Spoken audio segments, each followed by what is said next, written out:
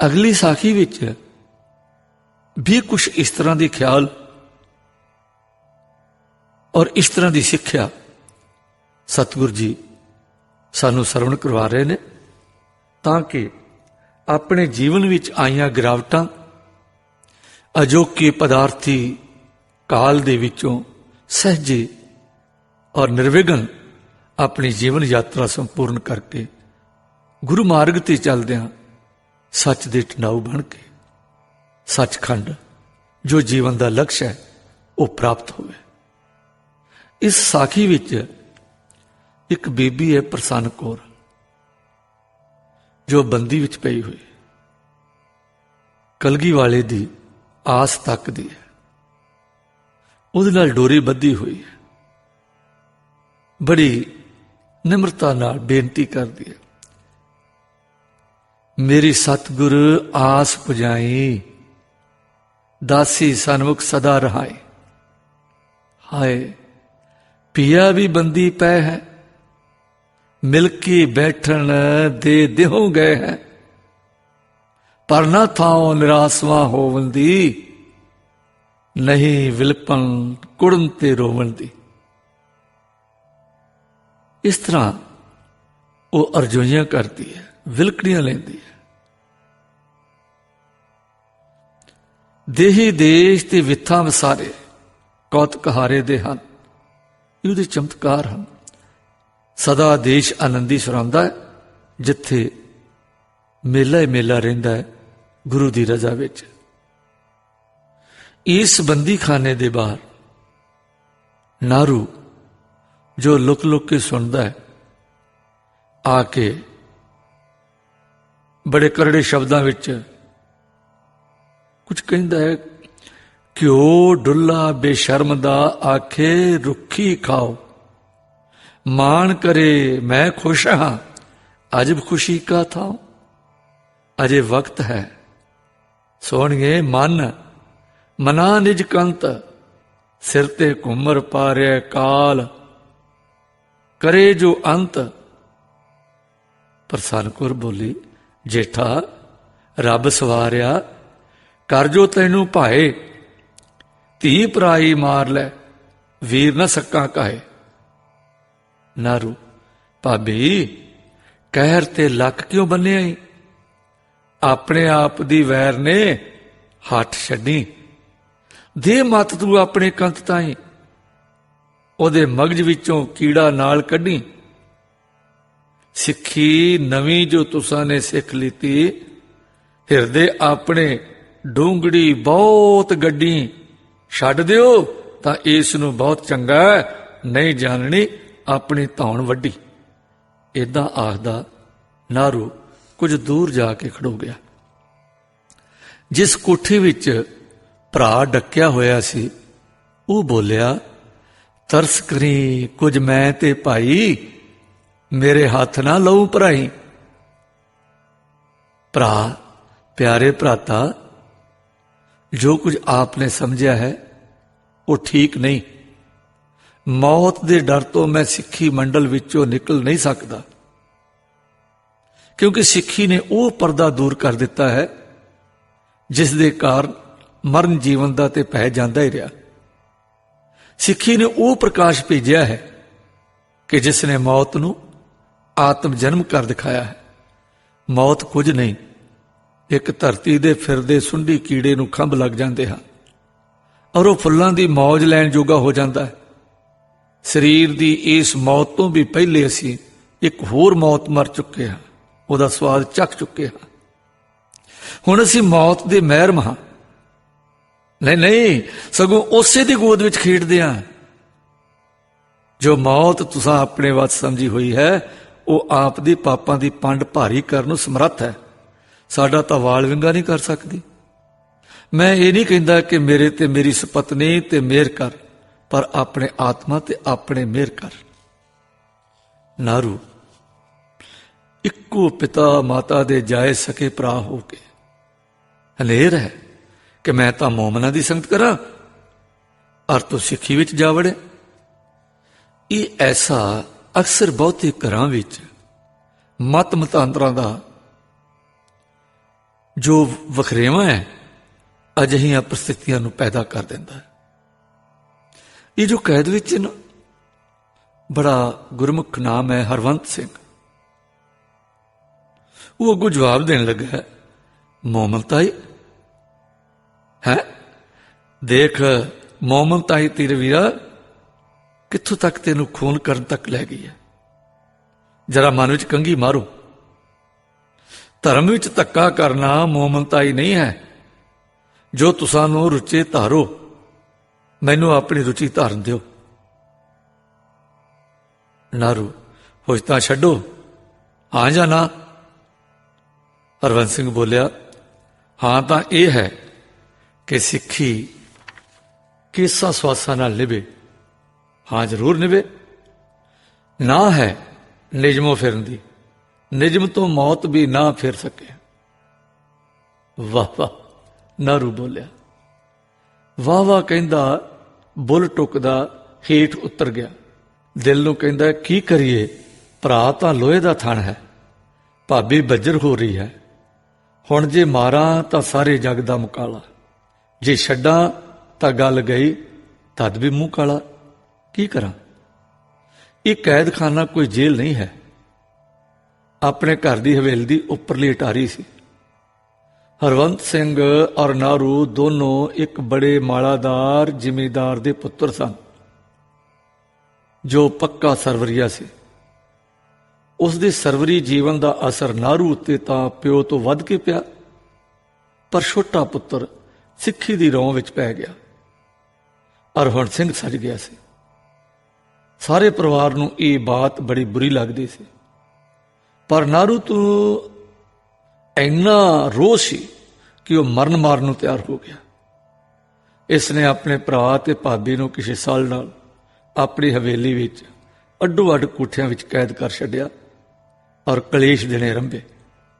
ਪਰ ਇਹਨਾਂ ਕਲੇਸ਼ਾਂ ਨਾਲ ਹਰਵੰਤ ਸਿੰਘ ਤੇ ਪ੍ਰਸੰਨ ਕੌਰ ਘਾਬਰੇ ਨਹੀਂ, ਆਪਣੇ ਨਿਸ਼ਚੇ ਵਿੱਚ ਪੱਕੇ ਰਹੇ। ਮਮਤਾ ਦੀ ਮਾਰੀ ਮਾਂ ਵਾਸਤੇ ਬੜੀ ਮੁਸ਼ਕਲ ਸੀ। ਦਿਲ ਦੀਆਂ ਰੌਆਂ ਤਾਂ ਸਰਵਰੀ ਲਹਿਰ ਲੈਂਦੀਆਂ, ਪਰ ਵੱਡੇ ਪੁੱਤਰ ਨਾਲ ਹਾਮੀ ਭਰਦੀਆਂ ਸਨ। ਇਧਰੋਂ ਮਮਤਾ ਦੀ ਖਿੱਚ ਆਪਣੇ ਦੂਜੇ ਜਿਗਰ ਦੇ ਟੁਕੜੇ ਦੇ ਦੁੱਖ ਤੇ ਤਸੀਹੇ ਇਹ ਵੀ ਨਹੀਂ ਸਹਾਰ ਸਕਦੇ। ਜੇਕਰ ਵੱਡੇ ਪੁੱਤ ਦੀ ਮਦਦ ਕਰੇ ਤਾਂ ਛੋਟੇ ਪਰ ਜ਼ੁਲਮ ਹੁੰਦਾ, ਜੇ ਛੋਟੇ ਦੀ ਸਹਾਇਤਾ ਕਰੇ ਤਦ ਵੱਡਾ ਰੰਜ ਹੁੰਦਾ। ਮਾਂ ਤਾਂ ਵਿਚਾਰੀ ਦੁਵੱਲੀ ਕੜਿੱਕੀ ਵਿੱਚ ਫਸ ਗਈ। ਵਾਹਿਗੁਰੂ ਦੇ ਪਿਆਰੇ ਆਸਾ ਵਿੱਚ ਨਿਰਾਸ਼ ਰਹਿਣ ਵਾਲੇ ਸਦਾ ਤਿਆਰ ਬਰ ਤਿਆਰ ਰਹਿੰਦੇ ਹਨ। ਅੱਜ ਰਾਤ ਜਦ ਪਈ ਤਾਂ ਨਾਰੂ ਹੁਰੀ ਤਾਂ ਸ਼ਰਾਬ ਪੀ ਬੇਸੁੱਧ ਹੋ ਗਏ। ਇੱਕ ਟਹਿਲਣ ਨੇ ਸਿੰਘ ਹੁਰਾਂ ਨੂੰ ਜਾ ਦੱਸਿਆ ਤੇ ਸਿੰਘ ਹੁਰਾਂ ਨੇ ਹੁਣ ਖੜਕ ਖੜਾਕ ਤੋਂ ਬੇਖਤਰੇ ਹੋ ਕੇ ਆਪਣੇ ਬਲੀ ਹੱਥਾਂ ਨਾਲ ਦਰਵਾਜ਼ਾ ਤੋੜ ਸੁੱਟਿਆ। ਬਾਹਰ ਨਿਕਲ ਕੇ ਸਿੰਘਣੀ ਦੇ ਬੂਹੇ ਅੱਗੇ ਆਏ, ਇੱਟ ਮਾਰ ਕੇ ਜੰਦਰਾ ਤੋੜਿਆ ਤੇ ਸਾਥਣ ਨੂੰ ਨਾਲ ਲੈ ਕੇ ਹੇਠ ਉਤਰੇ। ਅੱਗੋਂ ਰਸਤੇ ਉੱਤੇ ਮਾਂ ਬੈਠੀ ਰੋ ਰਹੀ ਸੀ। ਪੁੱਤ ਨੂੰ ਖੁੱਲਾ ਵੇਖ ਕੇ ਬੋਲੀ, ਸ਼ੁਕਰ ਹੈ, ਸ਼ੁਕਰ ਹੈ ਮੈਂ ਵਾਰੀ ਇਸ ਤਰ੍ਹਾਂ ਨਿਕਲੇ ਹੋ। ਪਰ ਕਿਵੇਂ ਉੱਤੋਂ ਛੁਟਕਾਰਾ ਹੋਇਆ? ਭਾਈ ਹਰਵੰਤ ਜੀ ਕਹਿਣ ਲੱਗੇ, ਮਾਂ ਦਰਵਾਜ਼ਾ ਭੰਨ ਕੇ ਤਦੇ ਅਖੜਾਕ ਜਿਹਾ ਹੁੰਦਾ ਪਿਆ ਸੀ। ਪੁੱਤਰ ਹੁਣ ਕੀ ਸਲਾਹ ਹੈ? ਪੁੱਤਰ ਕਹਿਣ ਲੱਗਾ, ਮਾਂ ਮੁਲਕ ਮਾਹੀ ਦਾ ਮੋਕਲਾ ਤੇ ਪੈਰਬੰਦੀ ਦੇ ਛੋਪਲੇ। ਮਾਂ, ਹਾਏ ਕਿੰਕੂ ਵਿਛੜਾ, ਪਰ ਜਾਓ ਜਿੰਦ ਬਚੇ, ਕਿਵੇਂ ਵੀ ਬਚੇ। ਲਾਲ ਜੀ ਆਓ ਮੈਂ ਪਿਛਲਾ ਬੂਹਾ ਖੋਲ ਦਿਆਂ। ਨਾਰੂ ਲਾਲ ਇਸ ਵੇਲੇ ਗੁੱਟ ਪਏ ਹਨ। ਕੁਝ ਮੋਹਰਾਂ ਤੇ ਸ਼ਸਤਰ ਲੈ ਜਾਓ, ਖਾਲੀ ਹੱਥ ਨਾ ਜਾਓ। ਭਾਈ ਹਰਵੰਤ ਸਿੰਘ ਜੀ ਬੋਲੇ, ਮਾਂ ਤੁਹਾਡੀ ਬਖਸ਼ਿਸ਼ ਸਭ ਕੁਝ ਹੈ। ਮੇਰੇ ਆਪਣੇ ਸ਼ਾਸਤਰ ਮੈਨੂੰ ਦੇ ਦਿਓ। ਮੋਹਰਾਂ ਮੇਰੇ ਕਲਗੀਆਂ ਵਾਲੇ ਪਾਸ ਬਥੇਰੀਆਂ ਹਨ। ਅੱਗੋਂ ਪ੍ਰਸੰਨ ਕੌਰ ਬੋਲੀ, ਪ੍ਰਿਆ ਜੀ ਜੇ ਆਗਿਆ ਹੋਵੇ ਤਾਂ ਮੈਂ ਉਹ ਭੇਟ ਪ੍ਰਸ਼ਾਦ ਲੈ ਲਵਾਂ। ਹਾਂ ਚੰਗੀ ਗੱਲ ਹੈ। ਵਾਹ ਵਾਹ। ਇਉਂ ਕਹਿੰਦੇ ਝਟਪਟ ਕੁਝ ਸ਼ਾਸਤਰ ਦੋ ਲੋਈਆਂ ਜੋ ਸਤਿਗੁਰ ਲਈ ਭੇਟਾ ਸੀ ਤੇ ਮਾਤਾ ਦੀਆਂ ਜੋਰਿਓ ਜੋਰੀ ਦਿੱਤੀਆਂ ਮੋਹਰਾਂ ਉਹ ਪੱਲੇ ਬੰਨੀਆਂ, ਹੇਠਾਂ ਜਾ ਕੇ ਤਵੇਲੇ ਤੋਂ ਘੋੜੇ ਲੈ ਲਿੱਤੇ, ਰਕਾਬਾਂ ਵਿੱਚ ਪੈਰ ਦਿੱਤਾ ਤੇ ਮਾਤਾ ਨੂੰ ਸੀਸ ਨਿਵਾਉਂਦੇ ਆਓ ਗਏ ਪੱਤਰਾਵਾਚ ਗਏ। ਪੁੰਨਿਆਂ ਦੀ ਰਾਤ ਹੈ। ਪੁੰਨਿਆ ਵੀ ਉਹ ਜਿਸ ਨੂੰ 100 ਚੰਦਾਂ ਤੇ 1000 ਸੂਰਜਾਂ ਤੋਂ ਵੀ ਵੱਧ ਰੋਸ਼ਨ ਚੰਦ ਸ੍ਰੀ ਗੁਰੂ ਨਾਨਕ ਦੇਵ ਜੀ ਨੇ ਸੁਭਾਗ ਕੀਤਾ ਸੀ। ਹਾਂ, ਸ੍ਰੀ ਗੁਰੂ ਨਾਨਕ ਦੇਵ ਜੀ ਦੇ ਅਵਤਾਰ ਵਾਲੀ ਪੁੰਨਿਆ ਦੀ ਇਹ ਰਾਤ, ਮਹੀਨਾ ਕੱਤਕ ਦਾ, ਰੁੱਤ ਗੁਲਾਬੀ, ਬਹਾਰ ਸੁਹਾਣੀ, ਮਿੱਠੀ ਮਿੱਠੀ ਠੰਡ, ਪਿਆਰੀ ਪਿਆਰੀ ਪਾਉਣ, ਤਰੇਲ ਨਾਲ ਭਿੱਜੀ ਬਨਸਪਤੀ, ਬੱਝਵੀਂ ਪੈਰੀ ਚਾਨਣੀ ਤੇ ਚਾਨਣੀ ਵਿੱਚ ਇਹ ਦੰਪਤੀ, ਇਹ ਜੋੜਾ ਸਰਪਟ ਘੋੜੇ ਸਿੱਟੀ ਚਲੇ ਜਾ ਰਹੇ ਸਨ। ਅੱਧੀ ਰਾਤ ਤੋਂ ਵਧੇਕ ਇਸ ਤਰ੍ਹਾਂ ਘੋੜਿਆਂ ਨੂੰ ਪੁਰੀਏ ਪਿਆ ਲੰਘ ਗਏ। ਇੱਕ ਪਿੰਡ ਆ ਗਿਆ ਜਿੱਥੇ ਇੱਕ ਧਰਮਸਾਲ ਔਰ ਸਿੱਖਾਂ ਦੇ ਚੋਖੇ ਘਰ ਸਨ। ਜਾਣੂ ਪ੍ਰਾਹੁਣੇ ਘੋੜਿਆਂ ਤੋਂ ਉੱਤਰ ਕੇ ਉੱਥੇ ਉਤਰੇ, ਅੱਗੇ ਹੋਏ, ਧਰਮਸਾਲੇ ਗਏ। ਅਸਲ ਵਿੱਚ ਤਰਪਹਿਰੇ ਦਾ ਵੇਲਾ ਹੋ ਗਿਆ ਸੀ। ਸੰਗਤ ਆ ਰਹੀ ਸੀ, ਕੁਝ ਨਹਾ ਰਹੇ ਸਨ ਔਰ ਕੁਝ ਨਹਾ ਚੁੱਕੇ ਸਨ। ਇਹਨਾਂ ਦੇ ਪਹੁੰਚਦਿਆਂ ਬੜੀ ਖੁਸ਼ੀ ਹੋਈ। ਆਪ ਨੂੰ ਸਿੰਘ ਸਿਆਣਦੇ ਸਨ, ਨਿਹਾਲ ਹੋ ਗਏ, ਘੋੜੇ ਫੜ ਲਏ। ਆਪ ਦੀ ਵਿਪਤਾ ਦੀ ਖਬਰ ਸੁਣ ਚੁੱਕੇ ਸਨ। ਅਚਾਨਕ ਭਰਾ ਨੂੰ ਸਹੀ ਸਲਾਮਤ ਆਪਣੇ ਵਿੱਚ ਦੇਖ ਕੇ ਜਾਮੇ ਵਿੱਚ ਨਾ ਸਮਾ ਸਕੇ। ਕੌਰੀਆਂ ਭਰ ਭਰ ਮਿਲੇ। ਸਿੰਘੜੀ ਨੂੰ ਸਭ ਨੇ ਹੱਥ ਜੋੜ ਕੇ ਫਤਿਹ ਗਜਾਈ। ਵਾਹਿਗੁਰੂ ਜੀ ਕਾ ਖਾਲਸਾ, ਵਾਹਿਗੁਰੂ ਜੀ ਕੀ ਫਤਿਹ। ਦੋਹਾਂ ਨੂੰ ਦੂਸਰੇ ਪਾਸੇ ਲਿਜਾ ਕੇ ਆਰਾਮ ਕਰਵਾਇਆ, ਗਰਮ ਦੁੱਧ ਛਕਾਇਆ ਔਰ ਥੋੜੀ ਜੀ ਨਿੱਘ ਦੇ ਕੇ ਕਿਹਾ ਕਿ ਸੌਂ ਜਾਓ। ਪਰ ਥਕਾਨ ਨੂੰ ਨਾ ਮੰਨਣ ਵਾਲੇ, ਪ੍ਰੇਮ ਵਿੱਚ ਰੱਤੇ ਰਹਿਣ ਵਾਲੇ, ਸਦਾ ਚੜ੍ਹਦੀਆਂ ਕਲਾ ਵਿੱਚ ਖੇਡਣ ਵਾਲੇ ਸਿੰਘਾਂ ਦਾ ਜੀਵਨ ਇਹ ਰਸ ਕਦ ਛੱਡਦੇ ਸੀ। ਸੋ ਦੀਵਾਨ ਵਿੱਚ ਜਾ ਬਰਾਜੇ। ਭਾਈ ਸਾਹਿਬ ਜੀ ਪਹਿਲੀ ਅਵਸਥਾ ਵਿੱਚ ਅੰਮ੍ਰਿਤ ਰਾਏ ਕਵੀ ਪਾਸੋਂ ਵਿਦਿਆ ਪਾਉਂਦੇ ਰਹੇ ਸੀ, ਫਿਰ ਸਿੰਘ ਹੋ ਗਏ ਤਾਂ ਵਿਦਿਆ ਦੇ ਮੂਲ ਦੀ ਸਮਝ ਪੈ ਗਈ ਔਰ ਸਾਰੀ ਸੋਝੀ ਆ ਗਈ। ਇਸ ਕਰਕੇ ਆਪ ਥੋੜੇ ਦਿਨਾਂ ਵਿੱਚ ਹੀ ਪੰਥ ਵਿੱਚ ਪਿਆਰੇ ਤੇ ਧਰਮ ਸਤਿਕਾਰਯੋਗ ਹੋ ਗਏ। ਇੱਥੋਂ ਦੀ ਸੰਗਤ ਆਪ ਦੇ ਬਚਨ ਬਲਾਸਾਂ ਨੂੰ ਬੜੇ ਪਿਆਰ ਨਾਲ ਸੁਣਨ ਦੀ ਚਾਹਵਾਨ ਰਹਿੰਦੀ ਸੀ। 2-4 ਦਿਨ ਸਤਸੰਗ ਨੇ ਆਪ ਦੇ ਵਿਦਿਆ ਬਲ ਤੋਂ ਲਾਭ ਉਠਾ। ਭਾਈ ਜੀ ਸਿੱਖ ਸੀ, ਸਿੱਖ ਦਾ ਧਰਮ ਹੈ। ਆਪ ਨਾਮ ਰਸ ਵਿੱਚ ਅਡੋਲ ਰਹਿੰਦਿਆਂ ਸਹਿਜੇ ਦਾਨੀ ਹੋਣਾ, ਸ਼ੁਭ ਸੰਕਲਪ, ਸ਼ੁਭ ਵਾਕ ਤੇ ਨਾਮਦਾਨ ਦੇਣਾ। ਭਾਈ ਸਾਹਿਬ 2-4 ਦਿਨ ਠਹਿਰ ਗਏ, ਰਹਿ ਪਏ ਔਰ ਬੜੀਆਂ ਅਮੋਲਕ ਸਿੱਖਿਆ ਦਾਨ ਕਰਦੇ ਰਹੇ। ਇੱਕ ਦਿਨ ਇੱਕ ਸਿੱਖ ਨੇ ਸੰਗਤ ਵਿੱਚੋਂ ਪ੍ਰਸ਼ਨ ਕੀਤਾ, ਪਰਸਪਰ ਏਕਾ ਕਿਸ ਤਰ੍ਹਾਂ ਰਹੇ, ਪਰ ਏਕਾ ਕੈਸਾ ਹੋਵੇ ਜੋ ਟੁੱਟੇ ਕਦੇ ਨਾ। ਭਾਈ ਜੀ ਨੇ ਕਿਹਾ, ਏਕਾ ਰਹਿਣਾ ਕਠਿਨ ਬਾਤ ਹੈ। ਏਕੇ ਦਾ ਉਪਦੇਸ਼ ਦੇਣ ਵਾਲੇ ਏਕੇ ਨਾ ਹੋਣ ਦੇ ਦੁੱਖ ਭੋਗ ਕੇ ਇੱਥੇ ਏਕੇ ਦੀ ਖਾਤਰ ਵਿਲਕਣ ਵਾਲੇ ਫੇਟ ਪੱਟ ਉਤਾੜ ਹੋ ਜਾਂਦੇ ਹਨ, ਫਿਰ ਦੁੱਖ ਪਾਉਂਦੇ ਹਨ। ਵੇਖੋ, ਸਾਡੇ ਘਰ ਵੀ ਇਹ ਪਾਟਕ ਪਿਆ ਹੈ। ਟੁੱਟਣ ਵਾਲਾ ਤੇ ਅਟੁੱਟ ਦੋ ਪ੍ਰਕਾਰ ਦਾ ਏਕਾ ਹੁੰਦਾ ਹੈ ਸਤ ਸੰਗਿਓ। ਦੋਹਾਂ ਦੇ ਦੋ ਕਾਰਨ ਹੁੰਦੇ ਹਨ। ਨੀਵੇਂ ਚੱਜ ਆਚਾਰ ਵਾਲੇ ਲੋਕ ਕਿਸੇ ਸਵਾਰਥ ਦੀ ਖਾਤਰ ਇਕੱਠੇ ਹੁੰਦੇ ਨੇ, ਏਕਾ ਕਰਦੇ ਨੇ, ਕਿਸੇ ਬਾਤ ਨੂੰ ਸਿਰੇ ਚੜਾਉਣ ਲਈ ਯਤਨ ਕਰਦੇ ਨੇ। ਉਸ ਬਾਤ ਦੇ ਸਿਰੇ ਚੜ੍ਹਦਿਆਂ ਆਪ ਆਪਣੇ ਸਵਾਰਥਾਂ ਦੇ ਕਾਰਨ ਆਪੋ ਵਿੱਚ ਲੜ ਪੈਂਦੇ ਹਨ, ਵੰਡ ਵੰਡਾਈਆਂ ਪੈਣ ਲੱਗ ਪੈਂਦੀਆਂ ਹਨ, ਫਿਰ ਇੱਕ ਦੂਜੇ ਤੋਂ ਦੂਰ ਹੋ ਜਾਂਦੇ ਹਨ। ਜਿਸ ਤਰ੍ਹਾਂ ਚੋਰ ਰਲ ਕੇ ਚੋਰੀ ਕਰਦੇ ਨੇ, ਚੋਰੀ ਵੇਲੇ ਤਾਂ ਇਕੱਠੇ ਰਹਿੰਦੇ ਨੇ, ਪਰ ਮਾਲ ਵੰਡਣ ਵੇਲੇ ਆਪੋ ਵਿੱਚ ਲੜ ਪੈਂਦੇ ਨੇ। ਇਸ ਏਕੇ ਦਾ ਕਾਰਨ ਖੁਦਗਰਜੀ ਹੁੰਦਾ ਹੈ। ਦੂਜੇ ਉਹ ਲੋਕ ਹਨ ਜੋ ਨੇਕ ਕੰਮ ਦੇ ਲਈ ਸਵਾਰਥ ਛੱਡ ਕੇ ਇਕੱਠੇ ਹੁੰਦੇ ਹਨ। ਇਹਨਾਂ ਵਿੱਚ ਮੈਤਰੀ ਭਾਵ ਹੁੰਦਾ ਹੈ ਤੇ ਆਪਣੀ ਗਰਜ ਨਹੀਂ ਹੁੰਦੀ, ਕੁਰਬਾਨੀ ਦੀ ਭਾਵਨਾ ਹੁੰਦੀ ਹੈ, ਵੰਡ ਛਕਣ ਦੀ ਭਾਵਨਾ ਹੁੰਦੀ ਹੈ, ਕੁਛ ਦੇਣ ਦੀ ਭਾਵਨਾ ਹੁੰਦੀ ਹੈ। ਸਾਂਝੇ ਕਾਰਜ ਲਈ ਸਾਂਝਾ ਬਲ ਲਾ ਕੇ ਕੰਮ ਨੂੰ ਸਿਰੇ ਚਾੜਦੇ ਨੇ, ਨਿੱਜ ਦਾ ਪ੍ਰਯੋਜਨ ਨਹੀਂ ਰੱਖਦੇ। ਇਸ ਏਕੇ ਲਈ ਸ਼ੁਭ ਆਚਰਨ ਤੇ ਧਰਮ ਭਾਵਨਾ ਦੀ ਬੜੀ ਲੋੜ ਹੁੰਦੀ ਹੈ, ਕਿਉਂਕਿ ਧਰਮ ਭਾਵ ਤੇ ਸ਼ੁੱਧ ਆਚਰਨ ਤੋਂ ਬਿਨਾਂ ਸਵਾਰਥ ਦੂਰ ਨਹੀਂ ਹੁੰਦੇ। ਐਸੇ ਆਦਮੀ ਜੋ ਕੰਮ ਕਰਨਾ ਹੈ ਉਸ ਦੀ ਕਾਮਯਾਬੀ ਦੀ ਖਾਤਰ ਰਲ ਕੇ ਮਿਹਨਤ ਕਰਦੇ ਹਨ। ਜਦ ਕਾਰਜ ਸਿਰੇ ਚੜ੍ਹਦਾ ਹੈ ਸਾਂਝੀ ਖੁਸ਼ੀ ਮਨਾਉਂਦੇ ਹਨ। ਵੇਖੋ ਨਾ, ਕੁਝ ਸੱਜਣ ਇਕੱਠੇ ਹੋਏ ਕਿ ਧਰਮਸਾਲ ਬਣਾਈ ਹੈ। ਕਿਸੇ ਨੇ ਭੌਂ ਦਿੱਤੀ, ਕਿਸੇ ਨੇ ਲੋਹਾ, ਕਿਸੇ ਨੇ ਲੱਕੜ, ਕੋਈ ਚੂਨਾ ਲੈ ਆਇਆ, ਕੋਈ ਇੱਟਾਂ, ਤੇ ਕਿਸੇ ਨੇ ਦਿਹਾੜੀ ਲਾ ਦਿੱਤੀ, ਕਿਸੇ ਲਵਾ ਦਿੱਤੀ ਕੋਲੋਂ ਮਜ਼ਦੂਰੀ ਦੇ ਕੇ। ਸਾਂਝੀ ਮਿਹਨਤ ਨਾਲ ਸਾਂਝਾ ਕੰਮ ਸਿਰੇ ਚੜ ਗਿਆ। ਹੁਣ ਜੇ ਸਾਰੇ ਸ਼ੁਭ ਗੁਣਾਂ ਵਾਲੇ ਇਕੱਠੇ ਹੋਣ ਤਾਂ ਸਾਰੇ ਖੁਸ਼ ਹੋਣਗੇ। ਔਰ ਧਰਮਸ਼ਾਲਾ ਵਿੱਚ ਸ਼ਬਦ ਕੀਰਤਨ, ਗੁਰਮੁਖੀ ਪੜਾਉਣ, ਲੰਗਰ ਜਾਰੀ ਰੱਖਣ ਆਦਿਕ ਹੋਰ ਸੇਵਾ ਕਰਨਗੇ ਤੇ ਧਨ ਵਡਭਾਗੀ ਹੋਣਗੇ। ਇਸ ਤਰ੍ਹਾਂ ਜਾਣੇ ਜਾਣਗੇ, ਭਾਗਾਂ ਵਾਲੇ ਹੋਣਗੇ। ਪਰ ਜੇ ਭਲੇ ਆਚਰਨ ਦੇ ਨਾ ਹੋਏ ਤਾਂ ਲੱਕੜ ਵਾਲਾ ਤਾਂ ਇਹ ਡੀਂਗ ਮਾਰੂ ਕਿ ਜੇ ਮੈਂ ਸਹਾਇਤਾ ਨਾ ਕਰਦਾ ਤਾਂ ਇਹ ਥਾਂ ਇਸ ਤਰ੍ਹਾਂ ਦਾ ਨਾ ਬਣਦਾ।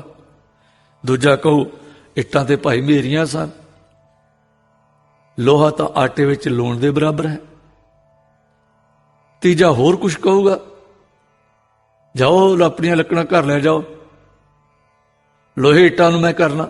ਉਹ ਜੇ ਸਾਡੀ ਕਾਰੀਗਰੀ ਨਾ ਹੁੰਦੀ ਤਾਂ ਮਕਾਨ ਕਿਹਨੂੰ ਬਣਦਾ? ਇੱਟਾਂ ਦੇ ਆਵੇ ਤੇ ਲੱਕੜ ਦੇ ਜੰਗਲ ਥੋੜੇ ਪਏ ਹਨ।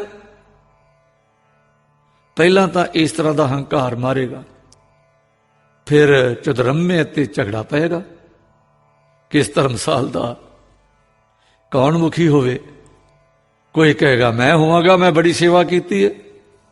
ਕੋਈ ਕਹੇਗਾ ਮੈਂ ਹੋਵਾਂਗਾ, ਮੇਰੇ ਪਿੱਛੇ ਬਹੁਤ ਲੋਕ ਨੇ। ਇਸ ਤਰ੍ਹਾਂ ਇਹ ਵਖਰੇਵਾਂ ਵੱਧ ਜਾਏਗਾ। ਇੱਕ ਕਹੇਗਾ ਕਿ ਧਰਮਸਾਲ ਦਾ ਬੰਦੋਬਸਤੀਆ ਮੈਂ ਹੋਵਾਂ, ਦੂਜਾ ਕਹੇਗਾ ਮੈਂ ਹੋਵਾਂ, ਤੀਜਾ ਕਹੇਗਾ ਮੈਂ ਹੋਵਾਂ। ਇਹ ਸਾਰੇ ਹੀ ਫਿਰ ਆਪੋ ਆਪਣੀ ਚੌਧਰ ਲਈ ਯਤਨ ਕਰਨਗੇ, ਜਿਸ ਦਾ ਫਲ ਫੁੱਟ ਤੇ ਦੁਫਾੜ। ਫਿਰ ਇੱਕ ਹੋਰ ਨਿਖਾਂਦ ਖੜੀ ਹੋਊ, ਹਰ ਇੱਕ ਚਾਹੇਗਾ ਮੇਰੀ ਗਰਜ ਪੂਰੀ ਹੋਵੇ। ਤਰਖਾਣ ਚਾਹੇਗਾ ਕਿ ਮੇਰੀ ਵਾਧੂ ਲੱਕੜੀ ਇੱਥੇ ਪਈ ਰਿਹਾ ਕਰੇ। ਸਾਂਝੀ ਸਮਝੂ ਕੀ ਹੋਇਆ ਜੇ ਮੈਂ ਲੱਕੜ ਦਾ ਟਾਲ ਲਾ ਲਿਆ? ਜੱਟ ਕਹੇਗਾ ਘਰ ਥਾਂ ਥੋੜੀ ਹੈ, ਰਾਤ ਨੂੰ ਇੱਥੇ ਡੰਗਰ ਵੱਛਾ ਬੰਨ ਛੱਡਿਆ ਕਰਾਂਗੇ। ਸਾਂਝਾ ਥਾਂ ਜੋ ਹੋਇਆ, ਕੀ ਵਿਗੜੇਗਾ? ਬਾਣੀਆ ਕਹੇਗਾ ਉਹ ਮੇਰਾ ਪੈਲੀ ਬੰਨਾ ਨਹੀਂ ਹੈ, ਸਾਮੀਆਂ ਵੱਲੋਂ ਜਦੋਂ ਤੂੜੀ ਦਾ ਬੋਲ ਆਏਗਾ ਉਹ ਧਰਮਸ਼ਾਲਾ ਲਾ ਲਵਾਂਗੇ। ਕਲਾਲ ਕਹੇਗਾ ਕਿ ਵਾਧੂ ਘੜੇ ਸ਼ਰਾਬ ਦੇ ਧਰਮਸਾਲ ਦੀ ਜੋੜੀ ਵਿੱਚ ਪੈ ਰਹਿਣਗੇ। ਚੌਪੜ, ਸਤਰੰਜਬਾਜ਼ ਤੇ ਜੂਆ ਖੇਡਣ ਵਾਲੇ ਇਸ ਸਾਂਝੀ ਥਾਂ ਦਾ ਨਜਾਇਜ਼ ਫਾਇਦਾ ਲੈਣਗੇ। ਵਿਹਾਰ ਨਿਥਾਵਾਂ ਹੈ। ਇਉਂ ਬਾਹਰਾ ਇਹ ਵਰਤਾਓ ਪਾੜੋ ਧਾੜ ਦਾ ਕਾਰਨ ਬਣਦਾ ਹੈ। ਇਸੇ ਤਰ੍ਹਾਂ ਗਰਜ ਦੇ ਵਖੇਵੇਂ ਏਕੇ ਨੂੰ ਤੋੜਨਗੇ। ਹੌਲੀ ਹੌਲੀ ਧਰਮਸਾਲ ਵੀਰਾਨ ਹੋ ਜਾਏਗੀ। ਪਰ ਜੇ ਸਾਰੇ ਧਰਮ ਭਾਵ ਵਾਲੇ ਤੇ ਸ਼ੁੱਧ ਆਚਰਨ ਵਾਲੇ ਹੁੰਦੇ ਤਾਂ ਹਰੇਕ ਨੂੰ ਸੇਵਾ ਦਾ ਸ਼ੌਕ ਹੁੰਦਾ। ਚੌਧਰੀ ਬਣਨ ਦੀ ਧੁਨ ਕਿ ਗਰਜ ਪੂਰਤੀ ਕਿਸੇ ਨੂੰ ਨਾ ਵਿਆਪਤੀ। ਜਿਸ ਨੂੰ ਚੌਧਰੀ ਬਣਾਉਂਦੇ ਉਹ ਸੇਵਕ ਬਣਦਾ ਔਰ ਸੇਵਾ ਜਾਣ ਕੇ ਇਸ ਜ਼ਿੰਮੇਦਾਰੀ ਨੂੰ ਨਿਭਾਉਂਦਾ। ਧਰਮਸ਼ਾਲਾ ਜਿਸ ਮੰਤਵ ਲਈ ਬਣਾਈ ਸੀ ਉਹ ਗੁੰਮ ਨਾ ਹੁੰਦੀ। ਇਸ ਏਕੇ ਦੀ ਪ੍ਰੇਰਕ ਸ਼ਕਤੀ ਦੂਸਰੇ ਦੇ ਭਲੇ ਦੀ ਵਿਚਾਰ ਹੋਵੇ ਤੇ ਨੇਕੀ ਦਾ ਭਾਵ ਅੱਗੇ ਆਵੇ ਤਾਂ ਪੂਰੀ ਹੁੰਦੀ ਹੈ। ਆਪਣੇ ਵੱਲ ਤੱਕੀਏ। ਅਸੀਂ ਸਿੱਖ ਜੋ ਹਾਂ, ਏਕੇ ਦੀ ਭਾਲ ਨਹੀਂ ਕਰਦੇ, ਸਗੋਂ ਏਕਾ ਆਪੇ ਸਾਡੇ ਵਿੱਚ ਵਸਦਾ ਹੈ। ਗੁਰੂ ਕਲਗੀਧਰ ਜੀ ਨੇ ਸਾਡੀਆਂ ਨੀਅਤਾਂ ਸਾਫ਼ ਕੀਤੀਆਂ, ਸੇਵਾ ਸਾਨੂੰ ਸੌਂਪੀ ਹੈ ਔਰ ਆਪਣਾ ਵਿਗਾਰ ਬਿਰਾਨਾ ਸਾਂਢੇ ਦਾ ਮੰਤਰ ਇਹ ਸਾਡੀ ਝੋਲੀ 'ਚ ਪਾਇਆ ਹੈ। ਅਸੀਂ ਇੱਕ ਨਿਸ਼ਾਨੇ ਵੱਲ ਤੱਕਣ ਵਾਲੇ ਹਾਂ, ਗੁਰੂ ਕੇਂਦਰ, ਤੇ ਸਾਰੀਆਂ ਨਜ਼ਰਾਂ ਬੰਨੀ ਬੈਠੇ ਹਾਂ। ਇੱਕ ਸਾਡੀ ਮੰਜ਼ਿਲ ਹੈ, ਇੱਕ ਸਾਡੀ ਸਿੱਖਿਆ ਹੈ, ਪ੍ਰੇਮ ਸਾਡਾ ਧਰਮ ਹੈ, ਆਚਰਨ ਸਾਡੀ ਪਵਿੱਤਰਤਾ ਹੈ। ਇਸ ਕਰਕੇ ਸਾਡੇ ਵਿੱਚ ਆਪੇ ਹੀ ਪਰਸਪਰ ਹਮਦਰਦੀ ਤੇ ਪਿਆਰ ਵਸਦਾ ਹੈ। ਜਾਤੀ ਅਭਿਮਾਨ ਸਾਡੇ ਵਿੱਚ ਨਹੀਂ, ਦੇਸ਼ ਭੇਦ ਦਾ ਹੰਕਾਰ ਸਾਡੇ ਵਿੱਚ ਨਹੀਂ। ਸਵਾਰਥ ਗੁਰੂ ਨੇ ਕੱਢ ਦਿੱਤਾ ਹੈ, ਚੌਧਰ ਦਾ ਸਾੜ ਸਤਿਗੁਰੂ ਨੇ ਠੰਡਾ ਕਰ ਦਿੱਤਾ ਹੈ। ਅਸੀਂ ਸਾਰਾ ਪੰਥ ਆਪੇ ਹੀ ਇੱਕ ਹੋਏ ਪਏ ਹਾਂ। ਤਾਂ ਹੀ ਅੰਮ੍ਰਿਤ ਵੇਲੇ ਧਰਮਸਾਲ ਵਿੱਚ ਸਤਿਗੁਰ ਦੇ ਸ਼ਬਦ ਦੀ ਇਹ ਲਹਿਰ ਬਹਿ ਰਹੀ ਹੈ। ਇਸ ਪ੍ਰਕਾਰ ਉਪਦੇਸ਼ ਕਰਦੇ ਕੁਝ ਦਿਨ ਰਹਿ ਕੇ ਭਾਈ ਜੀ ਅੱਗੇ ਵਿਦਾ ਹੋਏ। ਹੁਣ ਭਾਈ ਜੀ ਇੱਕ ਹੋਰ ਪਿੰਡ ਪਹੁੰਚੇ, ਜਿੱਥੇ ਆਪ ਦੀ ਪ੍ਰੇਰਣਾ ਨਾਲ ਇੱਕ ਧਰਮਸਾਲ ਤੇ ਸਤਸੰਗ ਬਣਿਆ ਸੀ।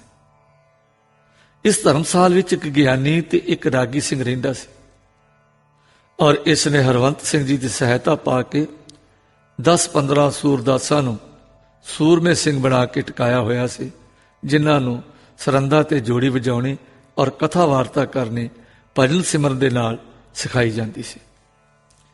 ਪਹਿਲੇ ਅੱਖਾਂ ਤੋਂ ਅੰਨੇ ਲੋਕ ਬੜੇ ਦੁਖੀ ਹੁੰਦੇ ਸਨ। ਇਹਨਾਂ ਦਾ ਜੀਵਨ ਮੰਗ ਕੇ ਢਿੱਡ ਭਰਨਾ, ਦਰ ਰੁਲਣਾ ਤੇ ਠੇਡੇ ਖਾਣਾ ਹੁੰਦਾ ਸੀ। ਜਦ ਗੁਰੂ ਰੂਪੀ ਸੂਰਜ ਚੜ੍ਹਿਆ ਤਾਂ ਇਹਨਾਂ ਨੂੰ ਵੀ ਉਜਾਲਾ ਮਿਲ ਗਿਆ। ਧਰਮ ਉਪਦੇਸ਼ ਦੇ ਨਾਲ ਅੰਨੇ ਵੀ ਸਿੱਖੀ ਮੰਡਲ ਵਿੱਚ ਵਾੜੇ ਗਏ। ਸਿੱਖੀ ਦੇ ਨਾਲ ਸਰੀਰ ਦੀ ਪਾਲਣਾ ਪੱਤ ਆਬਰੋ ਵਾਲੀ ਬਣਾਈ। ਇਹਨਾਂ ਨੂੰ ਰਾਗ ਵਿਦਿਆ ਤੇ ਗੁਰਬਾਣੀ ਤੇ ਗਿਆਨੀ ਬਣਾਇਆ, ਜਿਸ ਦੇ ਦਰ ਰੁਲਣ ਵਾਲੇ ਅੰਗਹੀਨ ਦੁਖੀਏ ਵੀ ਪੱਤ ਵਾਲੀਆਂ ਥਾਵਾਂ ਤੇ ਬੈਠਣ ਦੇ ਆਦਰਯੋਗ ਹੋ ਗਏ। ਅੱਜ ਇਹ ਸਿੱਖਾਂ ਵਿੱਚ ਸਨਮਾਨੇ ਜਾਂਦੇ ਹਨ। ਸੰਗਤਾਂ ਇਹਨਾਂ ਨੂੰ ਸਨਮਾਨ ਦਿੰਦੀਆਂ ਨੇ। ਇਸ ਪਿੰਡ ਦੀ ਢੇਰ ਸਾਰੀ ਸੰਗਤ ਆਨੰਦਪੁਰ ਜਾਣ ਲਈ ਤਿਆਰ ਸੀ। ਕੇਵਲ ਭਾਈ ਜੀ ਦੀ ਉਡੀਕ ਹੋ ਰਹੀ ਸੀ। ਨਾਲ ਇੱਕ ਤਿਆਰ ਹੋਏ ਗਿਆਨੀ ਤੇ ਰਾਗੀ ਸੂਰਮਾ ਸਿੰਘ ਨੇ ਵੀ ਜਾਣਾ ਸੀ। 4 ਕੁ ਦਿਨ ਬੀਤੇ ਕਿ ਪਿੰਡ ਵਿੱਚ ਇੱਕ ਸ਼ਾਹੂਕਾਰ, ਜੋ ਪਿੰਡ ਦਾ ਸ਼ਾਹ ਸੀ, ਮਰ ਗਿਆ। ਇਹ ਮਹਾਜਨ 50 ਵਰ੍ਹੇ ਦੀ ਉਮਰ ਦਾ ਸੀ। ਵਿਆਹ ਸੁੱਖ ਨਾਲ ਤੀਜਾ ਸੀ। ਇਹ ਤੀਜੀ ਵਹੁਟੀ ਅਜੇ ਮਸਾਂ ਹੀ 16-17 ਵਰ੍ਹਿਆਂ ਦੀ ਸੀ ਤੇ ਦਿਓਰ ਹੋਰੀ ਚਾਹੁੰਦੇ ਸਨ ਕਿ ਇਹ ਮਰ ਮਿਟੇ ਤਾਂ ਸਾਰਾ ਮਾਲ ਮੈਂ ਸਾਂਭਾਂ। ਸਾਂਝ ਨੂੰ ਭਰਾਓ ਮੋਇਆ ਤੇ ਰਾਤੀ ਪੰਡਤ ਨੂੰ ਸੱਦ ਭੇਜਿਆ ਕਿ ਭਾਬੀ ਨੂੰ ਸਤੀ ਦਾ ਉਪਦੇਸ਼ ਦੇਵੇ। ਇਸ ਸਮੇਂ ਦੇ ਖਿਆਲ ਅੱਜ ਕੱਲ੍ਹ ਦੀਆਂ ਸਵਾਣੀਆਂ ਨੂੰ ਮਾਲੂਮ ਨਹੀਂ ਹਨ।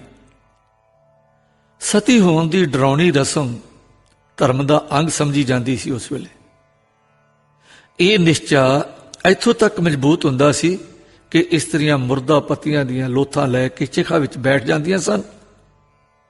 ਨਾ ਡੋਲਦੀਆਂ, ਨਾ ਚੀਕਦੀਆਂ, ਨਾ ਰੋਂਦੀਆਂ, ਕਿਉਂਕਿ ਸਿਖਾਇਆ ਇਸ ਤਰ੍ਹਾਂ ਜਾਂਦਾ ਸੀ। ਮਰਦਾਨਗੀ, ਬੀਰਤਾ ਤੇ ਹੱਠ ਸਦਾ ਹੀ ਸ਼ਲਾਘਾਯੋਗ ਹਨ, ਪਰ ਇਹ ਤਾਂ ਇੱਕ ਅਗਿਆਨਮਈ ਆਤਮ ਹੱਤਿਆ ਸੀ। ਕਈ ਵੇਰ ਤ੍ਰੀਮਤਾ ਰੰਡੇਪੇ ਤੋਂ, ਦੁੱਖ ਤੋਂ ਡਰਦੀਆਂ ਸਤੀ ਹੁੰਦੀਆਂ ਸਨ। ਅਨੇਕਾਂ ਵਾਰਤਾਂ ਐਸੀਆਂ ਹੋਈਆਂ ਕਿ ਅੱਗ ਲੱਗੀ ਤੇ ਇਸਤਰੀਆਂ ਉੱਠ ਕੇ ਭੱਜੀਆਂ। ਤਦੋਂ ਸੰਬੰਧੀ ਧਰਮ ਦੇ ਖਿਆਲ ਦੇ ਬੱਧੇ ਹੋਏ ਸਤੀ ਨੂੰ ਬਦੋ-ਬਦੀ ਅੱਗ ਵਿੱਚ ਪਾਉਂਦੇ ਔਰ ਫੂਕ ਦਿੰਦੇ। ਇਸ ਤੋਂ ਭਿਆਨਕ ਹਾਲ ਇੱਕ ਹੋਰ ਵੀ ਵਰਤਦਾ ਰਿਹਾ ਹੈ ਕਿ ਸੰਬੰਧੀਆਂ ਨੇ ਨਾ ਮੰਨਦੀ ਵਹੁਟੀ ਨੂੰ ਬਦੋ-ਬਦੀ ਸਤੀ ਕਰ ਦਿੱਤਾ। ਰੋਂਦੀ ਕਰਲਾਉਂਦੀ ਨੂੰ ਬੰਨ੍ਹ ਕੇ ਚਿਖਾ ਤੇ ਸੁੱਟ ਦਿੱਤਾ। ਇਸ ਭਿਆਨਕ ਕੁਰੀਤੀ ਦੀ ਦੂਰ ਕਰਨ ਦਾ ਉਪਰਾਲਾ ਸ੍ਰੀ ਗੁਰੂ ਅਮਰਦਾਸ ਜੀ ਤੋਂ ਸ਼ੁਰੂ ਹੋਇਆ ਤੇ ਫਿਰ ਜਿੱਥੇ ਜਿੱਥੇ ਸਿੱਖ ਜਾਂ ਗੁਰੂ ਦੀ ਸੋਝ ਸ਼ਬਦ ਇਹ ਰੀਤੀ ਕੁਰੀਤ ਸਮਝ ਕੇ ਪਰਾਂ ਤਿਆਗਦੇ ਰਹੇ। ਸਤਿਗੁਰਾਂ ਨੇ ਤੇ ਹੁਕਮ ਦਿੱਤਾ ਕਿ ਗੁਰਮਤਿ ਵਿੱਚ ਕੋਈ ਸਤੀ ਨਾ ਹੋਵੇ, ਔਰ ਹਿੰਦੂ ਸਤੀਆਂ ਨੂੰ ਜਿੱਥੋਂ ਤੱਕ ਵਾਹ ਲੱਗੇ ਸਤੀ ਹੋਣੋਂ ਬਚਾਓ। ਸਤਿਗੁਰਾਂ ਨੇ ਫਰਮਾਇਆ, ਸਤੀਆਂ ਇਹ ਨਾ ਆਖੀਆਂ ਜੋ ਮੜਿਆਂ ਲੱਗ ਜਰਨ, ਨਾਨਕ ਸਤੀਆਂ ਜਾਣੀਆਂ ਜੇ ਬਿਰਹੈ ਚੋਟ ਮਰਨ। ਭੀ ਸੋ ਸਤੀਆਂ ਜਾਣੀਆਂ, ਸੀਲ ਸੰਤੋਖ ਰਹਨ, ਸੇਵਨ ਸਾਈਂ ਆਪਣਾ ਨਿਤ ਉੱਠ ਸੰਭਾਲਣ। ਗੁਰਮਤਿ ਦੀ ਇਸ ਖਿਆਲ ਦਾ ਫੈਸਲਾ ਇੱਥੇ ਨਹੀਂ ਰਿਹਾ। ਸਗੋਂ ਅਕਬਰ ਪੰਜਵੇਂ ਸਤਿਗੁਰਾਂ ਦੀ ਯਾਤਰਾ ਨੂੰ ਆਇਆ, ਤਦੋਂ ਕਾਲ ਪੀੜਤ ਪਰਜਾ ਦੀ ਰੱਖਿਆ ਦੀ ਸਤਿਗੁਰਾਂ ਨੇ ਸਿਫਾਰਿਸ਼ ਕੀਤੀ ਤੇ ਨਾਲ ਸਤੀ ਦਾ ਜ਼ਿਕਰ ਕੀਤਾ। ਖਿਆਲ ਕੀਤਾ ਜਾਂਦਾ ਹੈ ਕਿ ਅਕਬਰ ਨੇ ਇਹ ਕਾਨੂੰਨ ਬਣਾ ਦਿੱਤਾ ਕਿ ਜਬਰਨ ਸਤੀ ਕੋਈ ਨਾ ਕੀਤੀ ਜਾਵੇ। ਅਕਬਰ ਨੇ ਫਿਰ ਇਹ ਰੀਤੀ ਮੂਲੋਂ ਹੀ ਵੀ ਰੋਕੀ, ਪਰ ਹਿੰਦੂ ਖਿਆਲ ਦੀ ਕਰੜਾਈ ਕਰਕੇ ਇਸ ਰੀਤੀ ਨੂੰ ਮੂਲੋਂ ਰੋਕਣ ਦਾ ਕੰਮ ਪੂਰਾ ਸਿਰੇ ਨਾ ਚੜਿਆ। ਵਾਹ ਤੇ ਬਥੇਰੀ ਲਾਈ ਉਸਨੇ। ਇਧਰ ਗੁਰੂ ਕੀ ਸਿੱਖ ਰੋਕਣ ਵਿੱਚ ਨਿੱਤਰਦੇ ਰਹੇ। ਗੱਲ ਕੀ, ਉੱਪਰ ਲਿਖੇ ਸ਼ਾਹ ਦੀ ਵਹੁਟੀ ਪੰਡਤ ਹੋਰਾਂ ਦੀ ਪ੍ਰੇਰਣਾ ਨਾਲ ਸਤੀ ਹੋਣ ਨੂੰ ਤਿਆਰ ਹੋਈ। ਸਵੇਰੇ ਜਦ ਸ਼ਮਸ਼ਾਨ ਭੂਮੀ ਨੂੰ ਗਈ, ਤਦੋਂ ਭਾਈ ਹਰਵੰਤ ਸਿੰਘ ਜੀ ਨੂੰ ਖਬਰ ਲੱਗ ਗਈ। ਆਪ ਵਾਹੋ ਵਾਹੀ ਮਸਾਣਾ ਵਿੱਚ ਪਹੁੰਚੇ, ਮਗਰ ਸੰਗਤ ਵੀ ਅਪੜ ਗਈ। ਆਪ ਨੇ ਜਾ ਕੇ ਬੜੇ ਪ੍ਰੇਮ ਨਾਲ ਬੀਬੀ ਨੂੰ ਕਿਹਾ, ਮਾਤਾ ਜੀਓ, ਹੇ ਬੀਬਾ ਜੀ, ਤੇਰੇ ਹੌਸਲੇ ਦੇ ਧਨ ਹੈ ਔਰ ਤੇਰੇ ਪ੍ਰਤੀਬਰਤਾ ਖਿਆਲ ਦੀ ਵੀ ਧਨ ਹਾਂ। ਤੂੰ ਹੁਣ ਆਪਣੇ ਭਾਣੇ ਸਿੱਧੀ ਸੁਰਗ ਪਹੁੰਚਣ ਦੇ ਭਰੋਸੇ ਵਿੱਚ ਤੁਰ ਲੱਗੀ ਸੀ ਨਾ। ਕੁਝ ਬਚਨ ਸਾਡੇ ਵੀ ਜਾਂਦੀ ਜਾਂਦੀ ਸੁਣੀ ਜਾ। ਭਾਈ ਹੋਰਾਂ ਨੂੰ ਸ਼ਹਿਰ ਦੇ ਸਾਰੇ ਲੋਕ ਮਹਾਤਮਾ ਜਾਣਦੇ ਸੀ। ਮੁਸਲਮਾਨਾਂ ਤੱਕ ਉਹਨਾਂ ਦਾ ਅਦਬ ਕਰਦੇ ਸਨ। ਇਹਨਾਂ ਦਾ ਪਿਆਰ ਤੇ ਪ੍ਰਾਣੀ ਮਾਤਰ ਦੀ ਸੇਵਾ, ਭਜਨ ਬੰਦਗੀ ਦਾ ਜੀਵਨ ਸਭ ਨੂੰ ਪ੍ਰੇਰਿਤ ਕਰਦਾ ਤੇ ਮੋਹਿਤ ਕਰ ਚੁੱਕਾ ਸੀ। ਸਾਰਿਆਂ ਨੇ ਕਿਹਾ, ਬੀਬੀ ਜੀ, ਲੈ ਲੈ ਸੰਤਾਂ ਤੋਂ ਕੁਛ ਵਰਦਾਨ, ਇਹਨਾਂ ਦੀ ਮੱਤ ਲੈ ਲੈ। ਪੰਡਤ ਹੋਰੀ 2-4 ਥਾਈਂ ਸਿੱਖਾਂ ਦੇ ਸੁਨੇਹੇ ਦਾ ਅਸਰ ਵੇਖ ਚੁੱਕੇ ਸੀ। ਕੁਝ ਕੁੜਨ ਲੱਗੇ, ਪਰ ਲੋਕਾਂ ਨੇ ਖਿਆਲ ਨਾ ਕੀਤਾ। ਭਾਈ ਜੀ ਨੇ ਕਿਹਾ, ਬੀਬੀ, ਤੂੰ ਕਿਸ ਭਰੋਸੇ ਪਰ ਸਤੀ ਹੋਣ ਲੱਗੀ ਹੈ? ਦੇਖ, ਇਹ ਦੇਹ ਤੂੰ ਨਹੀਂ ਬਣਾਈ, ਇਹ ਅਕਾਲ ਪੁਰਖ ਦੀ ਬਣਾਈ ਹੋਈ ਹੈ, ਤੇ ਤੂੰ ਉਸ ਨੂੰ ਭੰਨਣ ਲੱਗੀ ਹੈ। ਹੁਣ ਆਪੇ ਸੋਚ, ਜੇ ਨੌਕਰ ਮਾਲਕ ਦੀ ਬਣਾਈ ਚੀਜ਼ ਨੂੰ ਆਪ ਭੰਨੇ, ਉਹ ਕਦੀ ਮਾਲਕ ਨੂੰ ਪਿਆਰਾ ਹੋ ਸਕਦਾ? ਕਦੇ ਮਾਲਕ ਦੀ ਬਰਾਬਰੀ ਤੇ ਚਾਹੇ ਸੁਰਗ ਦਾ ਵਾਸ ਲੈ ਸਕਦਾ? ਜੇਕਰ ਤੇਰਾ ਸਰੀਰ ਮਾਲਕ ਨੇ ਭਰਨਾ ਹੁੰਦਾ ਤਦ ਤੈਨੂੰ ਵੀ ਮਾਰ ਦਿੰਦਾ। ਫਿਰ ਤੂੰ ਕਿਸੇ ਉਪਕਾਰ ਅਰਥ ਕੇ ਪਰਵਸ ਹੋਈ ਸ਼ਹੀਦ ਨਹੀਂ ਹੋਣ ਲੱਗੀ। ਕੇਵਲ ਪਤੀ ਦੇ ਨਾਲ ਰਹਿਣ ਦੇ ਭਰਮ ਔਰ ਸੁਰਗ ਦੇ ਲਾਲਚ ਕਰਕੇ ਆਤਮਘਾਤ ਕਰ ਲੱਗੀ ਹੈ। ਤੂੰ ਸੋਚ, ਮੁਕਤੀ ਕਿਸ ਤਰ੍ਹਾਂ ਪਾ ਸਕਦੀ ਹੈ? ਭਗਤੀ ਤੈਂ ਨਹੀਂ ਕੀਤੀ, ਉਪਕਾਰ ਤੈਂ ਨਹੀਂ ਕੀਤਾ, ਗਿਆਨ ਤੈਨੂੰ ਕੋਈ ਨਹੀਂ ਹੈ, ਨਾਮ ਤੈਂ ਕੋਈ ਨਹੀਂ ਜਪਿਆ। ਸਰੀਰ ਦੇ ਸੜਿਆਂ ਜੇ ਮੁਕਤੀ ਮਿਲਦੀ ਤੇ ਬਹੁਤ ਲੋਕ ਮੁਕਤ ਹੋ ਜਾਂਦੇ। ਕਿਸ ਤਰ੍ਹਾਂ ਮਿਲ ਸਕਦੀ ਹੈ? ਇਸ ਤਰ੍ਹਾਂ ਦੇ ਉਪਦੇਸ਼ ਨੇ ਤ੍ਰੀਮਤ ਦੇ ਦਿਲ ਫੇਰ ਦਿੱਤਾ। ਜਦ ਲੋਕਾਂ ਨੇ ਡਿੱਠਾ ਕਿ ਸਤੀ ਨਮੁੱਕਰ ਹੋ ਗਈ ਹੈ, ਤਦ ਸਾਰੇ ਦੁਖਤ ਹੋ ਗਏ। ਪੰਡਤ ਜੀ ਚੀਕਣ ਲੱਗੇ, ਭਾਈ ਜੀ ਨੂੰ ਕਹਿ ਨਾ ਸਕਣ, ਪਰ ਹੁਣ ਕਾਰਨ ਕੀ ਸੀ? ਇਹ ਜਾਣਦੇ ਹਨ ਕਿ ਜੇ ਹੁਣ ਧੱਕੋ ਧੱਕੀ ਕਰਦੇ ਹਾਂ ਤਾਂ ਸਿੱਖ ਖੜੇ ਹਨ, ਇਹ ਨਹੀਂ ਕਰਨ ਦੇਣਗੇ। ਫਿਰ ਸਰਕਾਰੇ ਵੀ ਭਾਵੇਂ ਅਕਬਰ ਦਾ ਹੁਕਮ ਢਿੱਲਾ ਹੋ ਰਿਹਾ ਹੈ, ਪਰ ਉਹਦੀ ਓਟ ਨਾਲ ਸਿੱਖ ਹੀ ਜਿੱਤਣਗੇ। ਸਿੱਖ ਹੋਰਾਂ ਨੇ ਫਿਰ ਨਿਸ਼ੰਗ ਹੋ ਕੇ ਸਭ ਨੂੰ ਉਪਦੇਸ਼ ਦਿੱਤਾ, ਜਿਸ ਦੇ ਅਸਰ ਨਾਲ ਸਭ ਨੂੰ ਨਿਸ਼ਚਾ ਹੋ ਗਿਆ ਕਿ ਆਤਮਘਾਤ ਕਾਇਰਤਾ ਹੈ, ਜੋ ਜਗਤ ਦੇ ਦੁੱਖਾਂ ਤੋਂ ਹੈਰਾਨ ਹੋ ਕੇ ਮੌਤ ਵਿੱਚ ਦੇਖਦੀ ਹੈ। ਪਰ ਹੁਣ ਔਕੜ ਭਾਰੀ ਇਹ ਸੀ ਕਿ ਲੋਕਾਂ ਵਿੱਚ ਹੋਰ ਭਰਮਾਂ ਦੇ ਨਾਲ ਭਾਰਾ ਭਰਮ ਇਹ ਸੀ ਕਿ ਜੋ ਇਸਤਰੀ ਸੰਧੌਰਾ ਹੱਥ ਲੈ ਕੇ ਸਤੀ ਹੋਣਾ ਕਹਿ ਕੇ ਫਿਰ ਸਤੀ ਹੋਣਾ ਨਾ ਕਰੇ, ਉਸ ਦੇ ਘਰ ਤੇ ਕਹਿਰ ਆਉਂਦਾ ਹੈ, ਉਸ ਨਾਲ ਵਰਤੇ ਕੋਈ ਕਿਸ ਤਰ੍ਹਾਂ। ਬੇਮੁਖ ਹੋਈ ਸਤੀ ਦਾ ਠੌਰ ਨਾ ਠਾਓ। ਇਸ ਭਰਮ ਪਰ ਗੁਰੂ ਕੇ ਸ਼ੇਰ ਭਾਈ ਜੀ ਨੇ ਕਿਹਾ ਕਿ ਇਸ ਦਾ ਠੌਰ ਠਾਓ ਗੁਰੂ ਦੀ ਸ਼ਰਨ ਹੈ। ਸਾਧ ਸੰਗਤ ਇਸ ਨਾਲ ਵਰਤੇਗੀ ਔਰ ਇਸ ਨੂੰ ਅੰਮ੍ਰਿਤ ਦੇ ਕੇ ਜਵਾ ਲਵੇਗੀ। ਮੁਰਦੇ ਨੂੰ ਲੰਬੂ ਲਾਇਆ ਤੇ ਟੱਬਰੋਂ ਤੱਕੀ ਹੋਈ ਬੀਬੀ ਨੂੰ ਸੰਗਤ ਨਾਲ ਲੈ ਤੁਰੇ। ਸਾਕਾਂ ਵਿੱਚੋਂ ਇੱਕ ਬਿਰਧ ਮਾਈ ਨੇ ਇਸ ਦਾ ਸਾਥ ਦਿੱਤਾ। ਸੰਗਤ ਉਸ ਸਤੀ ਤੇ ਉਸ ਦੀ ਮਾਈ ਨੂੰ ਨਾਲ ਲੈ ਕੇ ਧਰਮਸਾਲ ਵਿੱਚ ਆ ਗਏ। ਦੋਹਾਂ ਨੂੰ ਧਰਮ ਉਪਦੇਸ਼ ਆਰੰਭ ਕੀਤਾ ਤੇ ਗੁਰੂ ਸਿੱਖੀ ਦੇ ਮਾਰਗ ਪਾ ਦਿੱਤਾ। फिर भाई हरवंत सिंह ते संगत आनंदपुर ਨੂੰ ਟੁਰ ਪਏ। ਰਸਤੇ ਵਿੱਚ ਪਤਾ ਲੱਗਾ ਕਿ ਕੋਈ ਇਸ਼ਾਰਾ ਦਿੱਲੀ ਤੋਂ ਕੁਝ ਹਕਮਤਾਂ ਕੁਝ ਜ਼ੋਰ ਨਾਲ ਦੀਨ ਵਿੱਚ ਦਾਖਲ ਕਰਨ ਦਾ ਗੁਪਤੋ ਗੁਪਤ ਆਇਆ ਹੈ। ਇਹ ਬਹਾਨਾ ਪਾ ਕੇ ਕੁਝ ਆਦਮੀ ਜਿਨ੍ਹਾਂ ਨਾਲ ਹਾਕਮਾਂ ਦੀਆਂ ਕੁਝ ਕੁੰਡਸਾਂ ਸਨ ਜਾਂ ਕੋਈ ਹੋਰ ਕਾਰਨ ਜਾਤੀ ਵੈਰਾਂ ਦੇ ਸਨ, ਉਹ ਫੜੇ ਹੋਏ ਰਾਜਧਾਨੀ ਨੂੰ ਲਿਜਾਏ ਜਾ ਰਹੇ ਸਨ। ਇਹ ਖਬਰ ਸੁਣ ਕੇ ਭਾਈ ਜੀ ਨੇ ਸੂਹ ਲਾ ਕੇ ਐਸੇ ਸਿਪਾਹੀਆਂ ਦੀ ਤੇ ਕੈਦੀਆਂ ਦੀ ਗਿਣਤੀ ਦੀ ਖਬਰ ਕੱਢੀ। ਪਤਾ ਲੱਗਾ ਕਿ 10 ਸਿਪਾਹੀ ਔਰ 6-7 ਕੈਦੀ ਹਨ। ਭਾਈ ਜੀ ਨੇ ਹੁਣ ਸਾਰੀ ਸੰਗਤ ਨੂੰ ਵੰਡਿਆ। ਚੰਗੇ ਚੰਗੇ ਤਗੜੇ ਸ਼ਸਤਰਧਾਰੀ ਸਿੰਘ ਘੋੜ ਸਵਾਰ ਨਾਲ ਰੱਖ ਲਏ ਤੇ ਬਾਕੀ ਸੰਗਤ ਅੱਗੇ ਤੋਰ ਦਿੱਤੀ। ਸੰਗਤ ਤਾਂ ਧਾਈ ਕਰਕੇ 2-4 ਦਿਨਾਂ ਵਿੱਚ ਜਾ ਪਹਾੜੀਆਂ ਦੇ ਲਾਗੇ ਪਹੁੰਚੀ ਤੇ ਇਹਨਾਂ ਨੇ 2 ਦਿਨ ਲੁਕ ਛਿਪ ਕੇ ਸੂਹ ਵਿੱਚ ਗੁਜ਼ਾਰੇ ਔਰ ਉਸ ਕੈਦੀਆਂ ਦੇ ਜਥੇ ਦੇ ਮਗਰ ਮਗਰ ਵਿਥਦੇ ਰਹੇ। ਤੀਜੇ ਦਿਨ ਅਚਾਨਕ ਜੰਗਲ ਬਿਆਬਾਨ ਵਿੱਚ ਕੋਈ ਅੱਧਾ ਕੁ ਪੈਰ ਦਿਨ ਰਹਿ ਜਾ ਕੇ ਰਿਹਾ। ਹਿਰਾਸੇ ਹੋਏ ਸਿਪਾਹੀਆਂ ਨੂੰ ਹੱਥੋਂ ਹੱਥੀ ਬੰਨ੍ਹ ਲਿਆ ਤੇ ਕੈਦੀ ਛੁਡਾ ਲਏ। ਇੱਕ ਕੈਦੀ ਨੂੰ ਇੱਕ ਸਿੰਘ ਨੇ ਘੋੜੇ ਪਿੱਛੇ ਬਿਠਾ ਲਿਆ ਔਰ ਇੱਕਦਮ ਕੂਚ ਬੋਲ ਦਿੱਤਾ। ਵੇਖੋ ਕੁਦਰਤਾਂ, ਭਾਈ ਹਰਵੰਤ ਸਿੰਘ ਜੀ ਨੇ ਪਿੱਛੇ ਕੌਣ ਬੈਠਾ ਹੈ? ਉਹ ਭਰਾ ਨਾਰੂ ਲਾਲ, ਜਿਸ ਨੇ ਇਹਨਾਂ ਨੂੰ ਕੈਦ ਵਿੱਚ ਕਰ ਰੱਖਿਆ ਸੀ। ਅੱਜ ਉਹ ਸਿਪਾਹੀਆਂ ਦੀ ਕੈਦ ਵਿੱਚ ਬੱਧਾ ਜਾ ਰਿਹਾ ਸੀ, ਜਿਸ ਨੂੰ ਭਾਈ ਹਰਵੰਤ ਸਿੰਘ ਨੇ ਛੁਡਾ ਕੇ ਆਪਣੇ ਪਿੱਛੇ ਬਿਠਾ ਲਿਆ। ਗੱਲ ਕੀ ਇਹ ਸਾਰੇ ਲੋਕ ਵਾਹੋ ਦਾ ਉੱਡੀ ਗਏ। ਤੀਜੇ ਦਿਨ ਇਹ ਵੀ ਕੰਧੀ ਜਾ ਨਿਕਲੇ ਤੇ ਦਰਿਆ ਪਾਰ ਹੋ ਮੂਰੇ ਹੋਏ ਜਥੇ ਨੂੰ ਜਾ ਮਿਲੇ। ਹੁਣ ਜਦ ਨਾਰੂ ਨੇ ਭਾਬੀ ਨੂੰ ਡਿੱਠਾ ਤਦ ਸ਼ਰਮ ਨਾਲ ਅੱਖਾਂ ਨੀਵੀਆਂ ਕਰ ਲਈਆਂ, ਪਰ ਧਰਮ ਦੀ ਪਿਆਰੀ ਨੇ ਬੜੇ ਸਤਿਕਾਰ ਨਾਲ ਬੁਲਾ ਕੇ ਕਿਹਾ, ਵੀਰ ਜੀ ਸ਼ੁਕਰ ਹੈ ਕਿ ਵਾਹਿਗੁਰੂ ਨੇ ਫਿਰ ਮਿਲਾਇਆ ਅਤੇ ਉਸ ਦਸ਼ਾ ਵਿੱਚ ਮਿਲਾਇਆ ਜਿਸ ਦਸ਼ਾ ਵਿੱਚ ਭਰਾ ਨੂੰ ਭਰਾ ਕਰਕੇ ਬੁਲਾਈਦਾ ਹੈ। ਨਾਰੂ ਬੋਲਿਆ, ਭਾਬੀ ਜੀ ਧਰਤੀ ਵੇਲ ਨਹੀਂ ਦਿੰਦੀ ਜਿੱਥੇ ਗਰਕ ਜਾਵਾਂ। ਮੈਂ ਤੁਸਾਂ ਨਾਲ ਬੜਾ ਅਨਰਥ ਕੀਤਾ ਹੈ, ਪਰ ਧੰਨ ਤੁਸੀਂ ਹੋ ਜਿਨ੍ਹਾਂ ਨੇ ਬਦੀ ਦੇ ਬਦਲੇ ਨੇਕੀ ਕੀਤੀ ਹੈ। ਜੇ ਮੈਂ ਤੁਹਾਡੀ ਥਾਂ ਹੁੰਦਾ ਤਾਂ ਤੁਹਾਨੂੰ ਉੱਥੇ ਮਾਰਦਾ ਜਿੱਥੇ ਪਾਣੀ ਨਾ ਲੱਭਦਾ।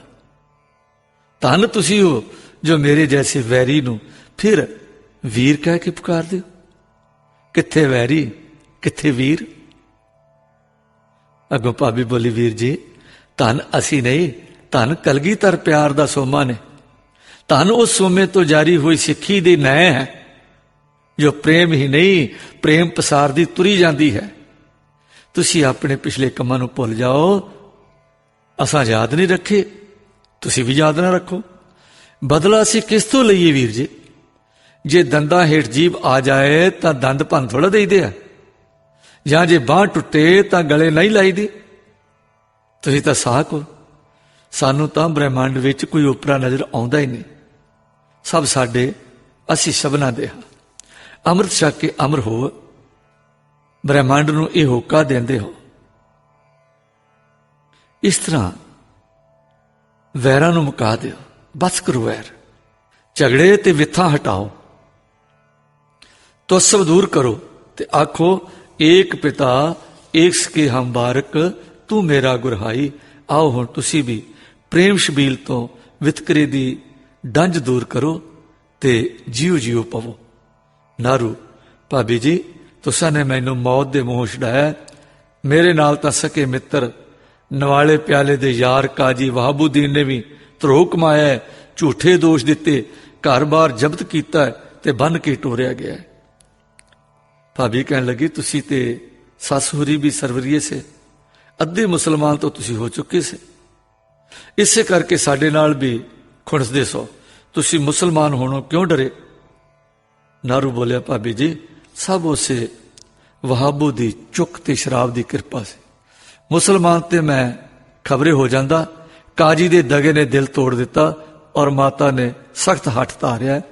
ਇਹ ਸਾਰਾ ਵਿਰਤੰਤ ਸੁਣ ਕੇ ਹਰਵੰਤ ਸਿੰਘ ਹੋਰਾਂ ਨੇ 5-7 ਸਿੱਖ ਹੋਰ ਤਿਆਰ ਕੀਤੇ ਤੇ ਉਥੋਂ ਕੂਚ ਕਰਦੇ ਸਿੱਧੇ ਹੁਸ਼ਿਆਰਪੁਰ ਦੀ ਜੂਹ ਵਿੱਚ ਪਹੁੰਚੇ। ਇੱਥੋਂ ਇੱਕ ਜਣਾ ਭੇਸ ਵਟਾ ਕੇ ਸੂਹ ਲੈਣ ਗਿਆ। ਤਦ ਪਤਾ ਲੱਗਾ ਆਪ ਦੀ ਮਾਤਾ ਤੇ ਪਰਿਵਾਰ ਨੇ ਇਸ ਸ਼ਰਤ ਪਰ ਮੁਸਲਮਾਨ ਹੋਣਾ ਮੰਨ ਲਿਆ ਹੈ ਕਿ ਉਹਨਾਂ ਦੇ ਦੁੱਲੇ ਨਾਰੂ ਲਾਲ ਨੂੰ ਮੁੜ ਕੇ ਜਿਉਂਦਾ ਜਾਗਦਾ ਵਾਪਸ ਬੁਲਾ ਲਿਆ ਜਾਵੇ। ਸੋ ਉਧਰ ਆਦਮੀ ਗਏ ਹਨ ਜੋ ਨਾਰੂ ਨੂੰ ਨਾਲ ਲੈ ਕੇ ਆਉਣ। ਆਪ ਦਾ ਪਰਿਵਾਰ ਇੱਕ ਸ਼ੇਖਾਂ ਦੇ ਘਰ ਰਹਿੰਦਾ ਹੈ। ਰੋਕ ਤਾਂ ਕੋਈ ਨਹੀਂ, ਪਰ ਨਜ਼ਰ ਹੇਠ ਰੱਖਣ ਲਈ ਇੱਕ ਐਦਗੇ ਦਾ ਪਹਿਰਾ ਰਹਿੰਦਾ ਹੈ। ਇਹ ਸੁਣ ਕੇ ਸੂਈਏ ਨੂੰ ਨਾਲ ਲੈ ਕੇ ਅਗਲੇ ਪਲ ਪਹਿਰ ਰਾਤ ਰਹਿੰਦਿਆਂ ਭਾਈ ਹਰਵੰਤ ਸਿੰਘ ਜੀ ਕੁਝ ਸਿੱਖਾਂ ਨੂੰ ਨਾਲ ਲੈ ਕੇ ਪਹੁੰਚੇ। ਸਾਰਿਆਂ ਨੇ ਪਠਾਨ ਘੋੜੇ ਵੇਚਣ ਵਾਲਿਆਂ ਦਾ ਭੇਸ ਧਾਰ ਲਿਆ। ਸੂਈਏ ਨੇ ਅੱਗੇ ਜਾ ਕੇ ਉਸ ਐਦੇ ਨੂੰ ਪਸ਼ਤੋ ਵਿੱਚ ਗੱਲੀ ਲਾ ਲਿਆ ਔਰ ਗੱਲੀ ਦੂਰ ਮਸੀਤ ਵੱਲ ਲੈ ਗਿਆ ਤੇ ਭਾਈ ਜੀ ਨੇ ਅੰਦਰ ਜਾ ਕੇ ਮਾਤਾ ਜੀ ਨੂੰ ਤੇ ਵੱਡੇ ਭਰਾ ਨੂੰ ਛੁਡਾ ਲੈਣ ਦੀ ਖੁਸ਼ੀ ਸੁਣਾਉਂਦੇ ਹੋਏ ਭਾਬੀ ਤੇ ਬਾਲਾ ਸਮੇਤ ਬਾਹਰ ਆਂਦਾ ਔਰ ਅੱਖ ਚਮਕਣ ਵਿੱਚ ਘੋੜਿਆਂ ਤੇ ਬਿਠਾ ਕੇ ਉਡਾਰੀ ਮਾਰੀ। ਉਧਰ ਸੂਈਏ ਨੇ ਐਦੀਏ ਨੂੰ 1 ਰੁਪਈਆ ਦੇ ਕੇ ਕੁਝ ਖਾਣ ਨੂੰ ਲੈਣ ਘੱਲਿਆ ਕਿ ਐਡੀ ਸਵੇਰੇ ਤੈਨੂੰ ਤਾਂ ਕੋਈ ਹੱਟੀ ਖੋਲ ਦੇਵੇਗਾ, ਤੇ ਆਪ ਮਸੀਤੇ ਬੈਠ ਗਿਆ। ਪਰ ਐਦੀਏ ਦੇ ਅੱਖੋਂ ਓਲੇ ਹੁੰਦੇ ਹੀ ਸੂਈਆ ਪਾਣੀ ਵਿੱਚ ਦੁੱਧ ਦੀ ਛੇਟ ਵਾਂਗੂ ਗੁੰਮ ਹੋ ਗਿਆ। ਨਿਯਤ ਕੀਤੇ ਥਾਂ ਤੇ ਸਾਰੇ ਜਾਣੇ ਤੀਜੇ ਕੁ ਦਿਨ ਇਕੱਠੇ ਹੋ ਗਏ, ਪਹੁੰਚ ਗਏ। ਨਾਲੇ ਸੰਗਤਾਂ ਪੈਂਡਾ ਮੁਕਾ ਰਹੀਆਂ ਸੀ, ਨਾਲੇ ਸਿੱਖੀ ਦਾ ਪ੍ਰਚਾਰ ਹੋ ਰਿਹਾ ਸੀ। ਸਿੰਘ ਜੀ ਦੇ ਭਰਾ ਮਾਤਾ ਆਦਿ ਸਿੱਖੀ ਭਾਵਨਾ ਵਿੱਚ ਆ ਗਏ। ਸਾਈਂ ਦੀਆਂ ਮਿਹਰਾਂ ਨਾਲ ਆਨੰਦਪੁਰ ਆ ਗਿਆ। ਆਨੰਦਪੁਰ ਪਹੁੰਚ ਕੇ ਆਨੰਦ ਪਾਇਆ ਤੇ ਸੱਚੇ ਸਤਿਗੁਰਾਂ ਦੀ ਸ਼ਰਨ ਤਕਾਈ। ਵਾਹਿਗੁਰੂ ਜੀ ਕਾ ਖਾਲਸਾ, ਵਾਹਿਗੁਰੂ ਜੀ ਕੀ ਫਤਿਹ।